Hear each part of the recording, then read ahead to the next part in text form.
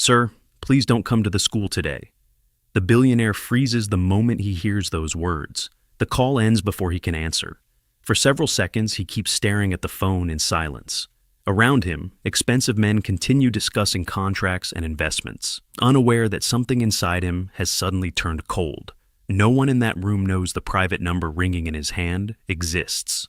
Only 3 people ever had it, and 2 of them are already dead. He leaves the meeting immediately. No explanation, no security, no driver. Just a fast walk through the lobby with one question repeating inside his mind. How does a child know that number? Rain follows him across the city. Red lights blur against the windshield, while the boy's voice keeps replaying in pieces. Calm, controlled, almost careful. Not the voice of someone begging for help.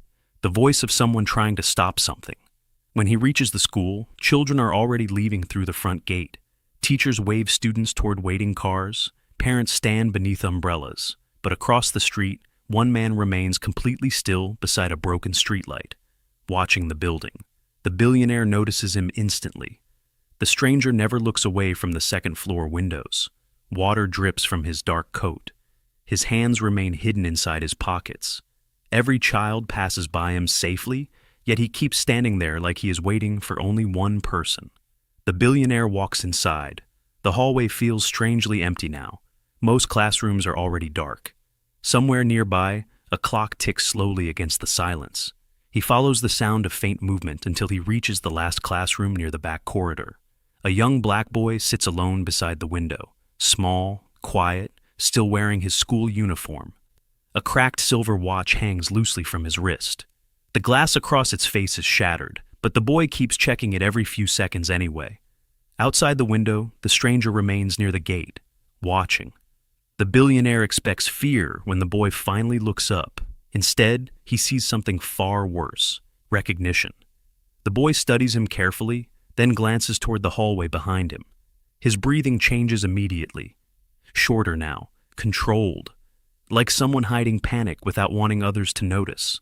The billionaire turns around. Nothing, just an empty corridor and flickering lights. But when he faces the boy again, the child slowly grips the broken watch tighter. That tiny movement unsettles him more than tears ever could. The billionaire steps closer. That is when he notices the faded engraving beside the cracked dial. 3 small initials carved into silver years ago. His chest tightens instantly. He knows those initials. Suddenly, an old memory tears through him without warning. A black car, screeching tires, shattered glass across wet pavement. A man pushing him toward safety while blood runs down his sleeve. And that same broken watch catching light beneath the rain. The billionaire stares at the child in disbelief, because the man who once wore that watch died protecting him. The boy slowly looks back toward the school gate again. Outside, the stranger finally begins walking closer to the entrance, one slow step at a time. The billionaire came believing a frightened child. The boy is not hiding from the man outside the school. He is watching him back. The billionaire realizes it the moment the child shifts slightly beside the window. Every few seconds, the boy checks the stranger's reflection against the rain-covered glass. Not randomly, carefully. Like someone memorizing movement patterns. That changes everything. The classroom remains silent except for the ticking wall clock. Outside, thunder rolls across the dark sky, while students disappear from the streets one by one. Soon, only a few cars remain near the gate. The stranger never leaves. The boy's fingers tighten around the cracked silver watch again. The billionaire finally crouches beside the desk. For the first time in years, he notices his own hands shaking slightly. He hides them quickly inside his coat pockets. The child keeps staring outside instead of at him.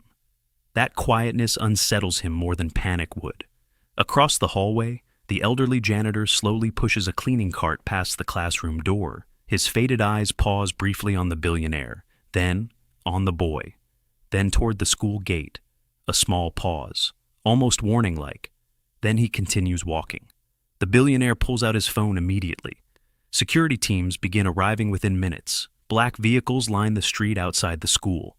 Men with earpieces spread across sidewalks and entrances. Some speak into radios. Others scan rooftops and parked cars. But the stranger outside never reacts. He simply watches, Rainwater slides down his coat while headlights flash across the wet pavement.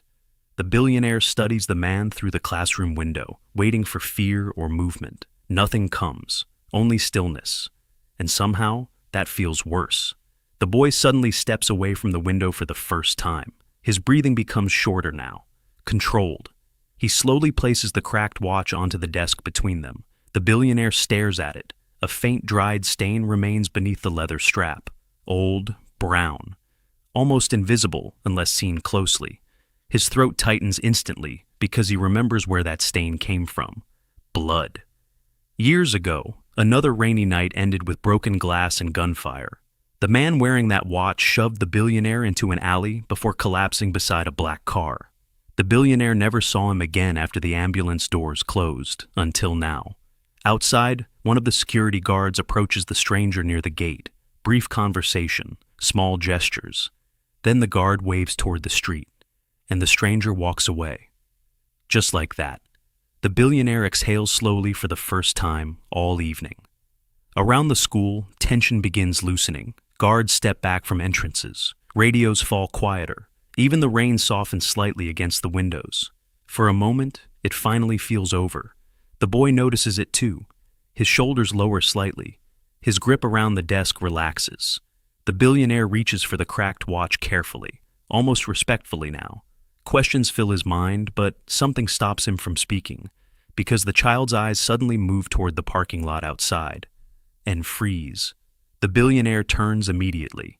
One black vehicle sits alone across the street now. Dark windows, engine running, headlights off. Inside the front seat, someone slowly lifts a phone toward the classroom window. Then the billionaire's own phone begins vibrating again inside his pocket.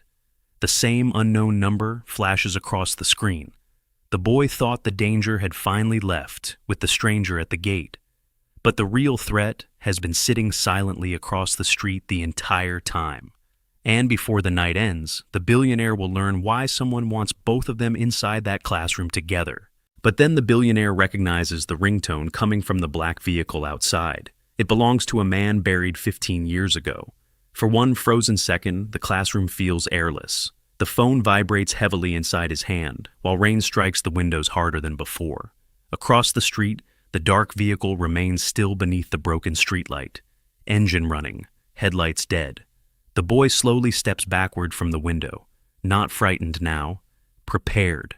The billionaire answers the call without taking his eyes off the vehicle.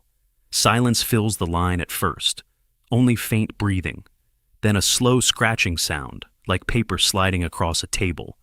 And suddenly, he understands. Someone wants him remembering that night.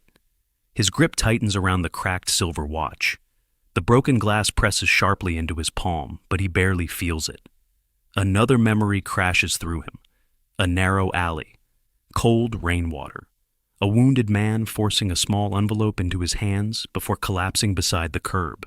The billionaire never opened that envelope. He buried it with the guilt instead. Outside, the black vehicle door finally opens. A tall figure steps into the rain, the same stranger from earlier. But now the billionaire notices something different. The man limps slightly while walking toward the school entrance. Left leg dragging, slow, familiar. Years ago, one man escaped the alley shooting alive. Only one. The billionaire moves quickly toward the classroom door, but the boy suddenly grabs his sleeve. Small fingers. Tight grip. The child slowly points toward the security guards outside. All gone. Every black vehicle has disappeared from the street. The billionaire's chest turns cold instantly. The stranger keeps walking closer. Step. Drag. Step. Drag. The hallway lights flicker again. Somewhere deeper inside the building, a door slams violently against the wall. The old janitor appears near the staircase now, breathing heavily. Rainwater drips from his faded cap, while he locks the front entrance chain with shaking hands. Not to trap them inside, to keep someone out. The billionaire finally understands the truth the boy has been carrying alone for days. The stranger is not searching for the child. He has been following the billionaire, and the boy noticed first. The child slowly lifts the cracked watch again. This time, the billionaire sees something hidden beneath the broken dial, A tiny folded piece of paper pressed carefully inside the damaged frame. His pulse stops. He opens it with trembling fingers. 3 words stare back at him through faded ink. Trust the boy. Nothing else, no signature, no explanation. Only the final message from the man who once died saving his life. Outside, the stranger reaches the chained school entrance. One hard pull rattles the metal doors violently. Another pull follows. Louder now, angry, desperate. The billionaire stares at the boy beside him. Small shoulders, wet uniform, quiet eyes carrying fear too old for his age. The child never asked for rescue. He came to deliver a warning left unfinished by his father. The billionaire slowly kneels in front of him for the first time all night. Not as a powerful man, not as a billionaire, just as someone finally seeing the truth clearly. And in the heavy silence between thunder and footsteps, something inside him finally breaks open after 15 years. Outside, police sirens begin echoing closer through the rain. The stranger stops pulling the gate, then disappears back into the darkness. The boy exhales slowly at last. His shoulders loosen for the first time since the phone call began. The billionaire gently closes the cracked watch inside his hand and looks toward the empty street where the danger finally fades away. No cameras record the moment. No headlines ever mention it. But one frightened child quietly saves the only man his father once died protecting. And sometimes the smallest warning carries the heaviest love.